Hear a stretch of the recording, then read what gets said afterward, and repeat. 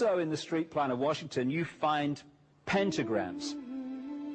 So here we have two pentagrams in the street plan of Washington. The top one points into the Capitol building, and the one at the bottom points into the White House. This is a political building, so we're told. In fact, it's a temple to a secret society, built by the Freemasons to a specific design, Congress, the Congress building.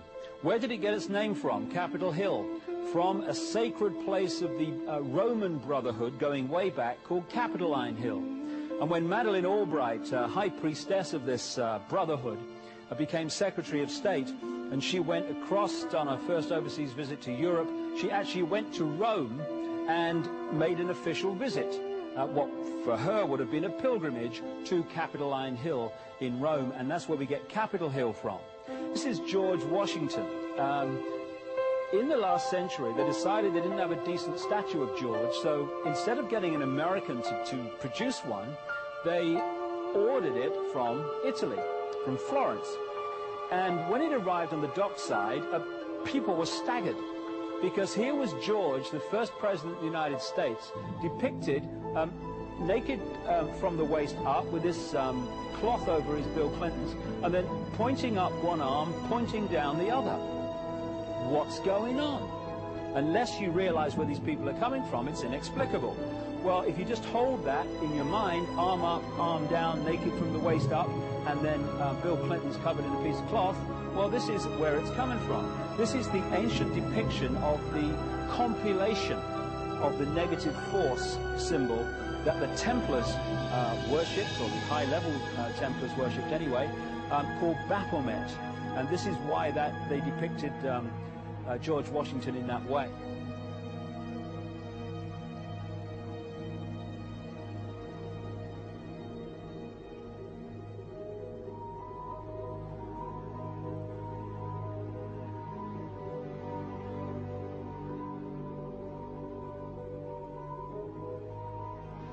What has come to light is that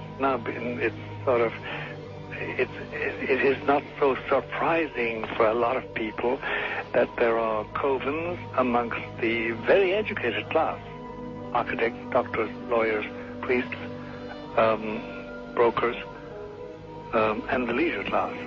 These are people who have made pacts with the devil. That's right. It's really the best, the more accurate way of describing it would be that they have indulged themselves in the worship of the goat, of the prince, of the serpent, of Satan, of Lucifer, and they lead perfectly normal lives. They're jewel merchants. They travel. They're prominent in their own way, but they do have this indulgence. Father, here's a part of that I can never understand.